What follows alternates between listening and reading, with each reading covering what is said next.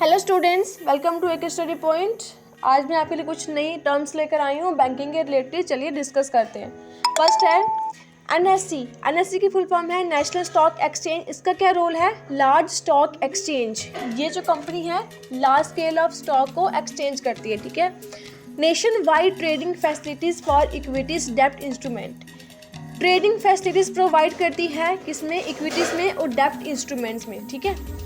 Nifty 50 companies, इसको हम Nifty भी बोलते हैं और 50 कंपनीज भी बोलते हैं। इन शॉर्ट 50 कंपनी जो है इसमें इन्वॉल्व होती हैं, ठीक है। इसका क्या काम होता है? इंक्रीज और डिक्रीज करना। किसको? शेयर्स मार्केट को, ओके। शेयर मार्केट कब इंक्रीज हो रही है, कब डिक्रीज हो रही है, ठीक है। क्या कब करनी है, क्यों करनी है, ये सब कौन देखते हैं? किसके अंडर आता है? नेशनल स्टॉक एक्सचेंज के, okay. Equal access to investors all over the country. Investors को इक्वली एसेस करना ऑल ओवर द कंट्री में, ये भी नेशनल स्टॉक एक्सचेंज का काम है। Providing fair efficient and transparent security market to investors. ये क्या प्रोवाइड करती है? Fair efficient and transparent security provide करती है किसमें? इन्वेस्टर्स को मार्केट में, okay. Meeting current international standards of security market. Meet करती है किसको? करंट इंटरनेशनल स्टैंड सिक्योरिटी को मार्केट में। जो भी चल रहा होता है करंटली वो उसको मीट करती है कौन? National stock exchange, okay. Next है आपका बीएससी। बीएससी की फुल फॉर्म है बॉम्बे स्टॉक एक्सचेंज। ये भी हमारी इंडिया की कंपनी है जो स्टॉक एक्सचेंज करती है लार्ज क्वांटिटीज़ में, ठीक है, बड़ी अमाउंट में। इसका क्या रोल है? ये safeguard the interesting public having dealing on the exchange. जो भी पब्लिक इंटरेस्टेड होता है स्टॉक को लेने में, एक्सचेंज करने में, वो उनको सेफगार्ड सेफ्टी प्रोवाइड करती है कौन? BSE, Bombay stock exchange. To establish and promote honourable practices in securities transactions. Establish करती है, प्रमोट करती है किसको? ऑनरेबल प्रैक्टिसेस को, जो सिक्योरिटी ट्रांजैक्शंस में होती है।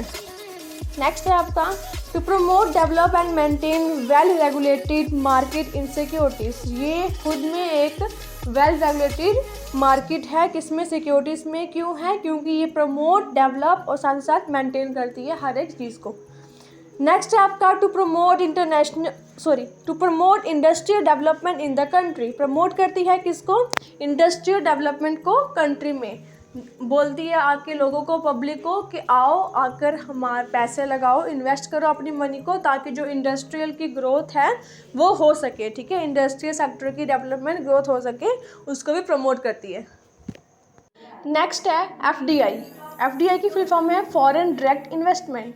फॉरेन डायरेक्ट इन्वेस्टमेंट क्या होता है? जो फॉरेन की कंपनीज होती हैं, ठीक है, वो परचेज़ करती हैं शेयर्स और डिवेंचर्स इन इंडिया में। मतलब फॉरेन कंट्री शेयर्स और डिवेंचर्स परचेज़ करती है कहाँ के? इंडिया में। इसी तरह से वो अपना डायरेक्ट इन्वेस्टमेंट कहाँ करती है?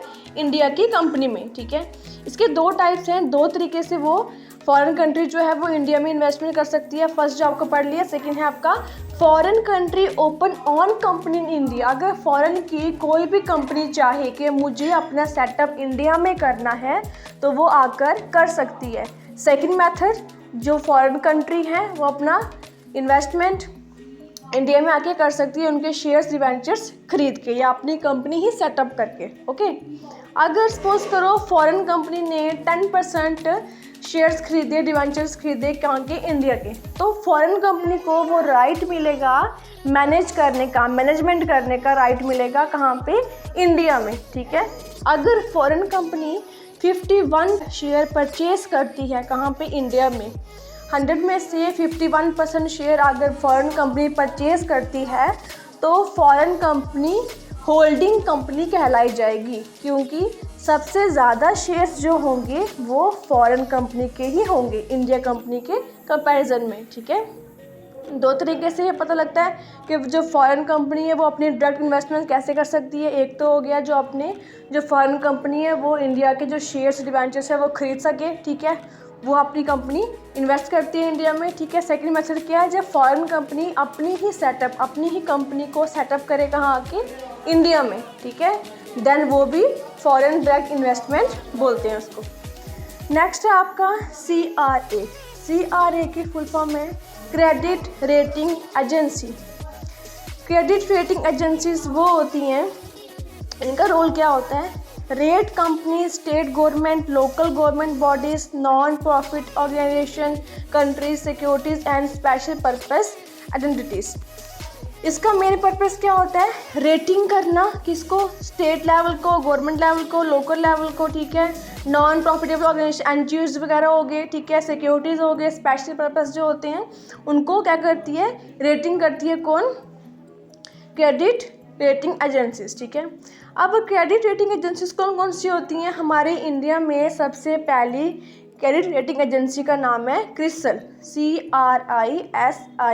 क्रिसल की फुल फॉर्म है credit rating information services of India limited. ये कब सेटअप हुई थी?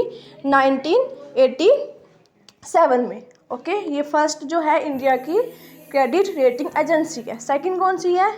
Care, CARE। केयर की फुल फॉर्म है credit analysis and research limited, ठीक है। ये कब सेटअप हुई थी? 1993 में। ये सेकंड हमारी एजेंसी है, ठीक है।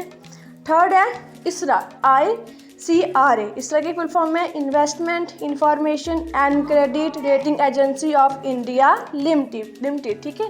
ये कब सेटअप हुई थी? इसका नाम कब दिया गया था? 2007 में। ओके, एंड लास्ट है हमारी credit rating agency SMERA, SMERA। इसकी फुल फॉर्म है small and medium enterprises rating agency of India. ये कब सेटअप हुई थी? हमारी 2005 में। ओके, ये आ गई हमारी क्रेडिट रेटिंग एजेंसीज जो हमारे पूरे इंडिया को, हमारी पूरी इंडिया की कंपनीज को रेटिंग देती है। ये कौन सी कंपनी कौन से रेट में फॉल करती है। ओके, नेक्स्ट है आपका सरफेसाइज एक्ट। इसकी फुल फॉर्म है securitisation and reconstruction of financial assets and enforcement of security interest act, ठीक है। इसका रोल क्या है?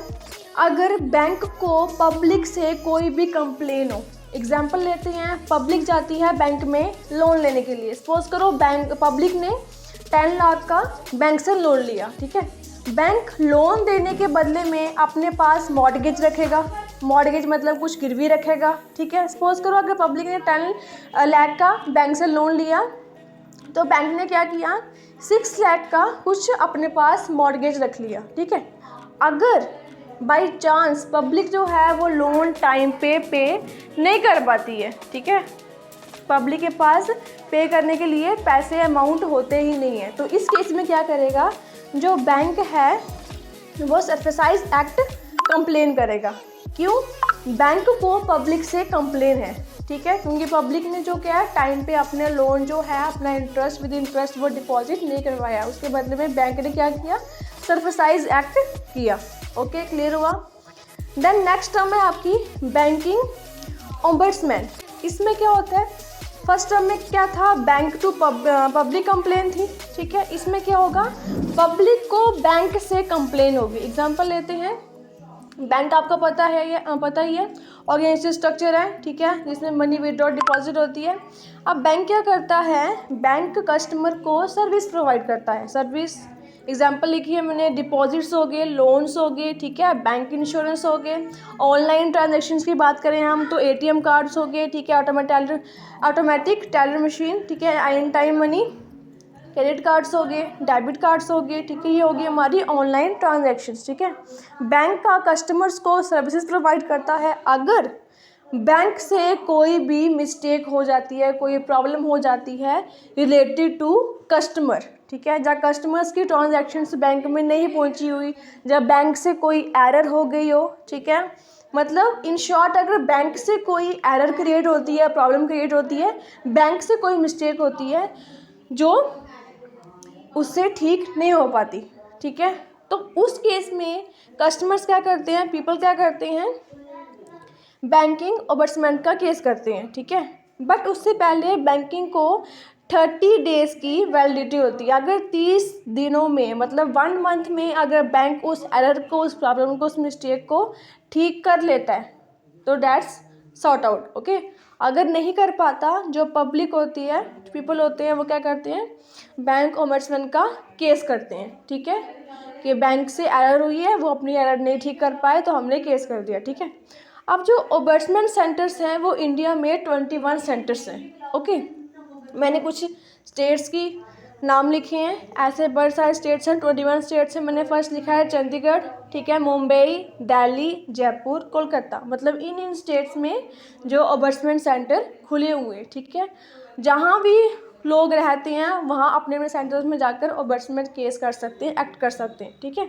इन शॉर्ट में अगर बोलें, अगर पीपल को बैंकिंग से कोई प्रॉब्लम है, कोई मिस्टेक हो गई है, तो पीपल जाकर बैंकिंग ओम्बड्समैन का केस कर सकते हैं। अगर बैंकिंग का कोई इशू है, कोई कंप्लेन है पीपल से, तो वो कौन सा केस करेंगे?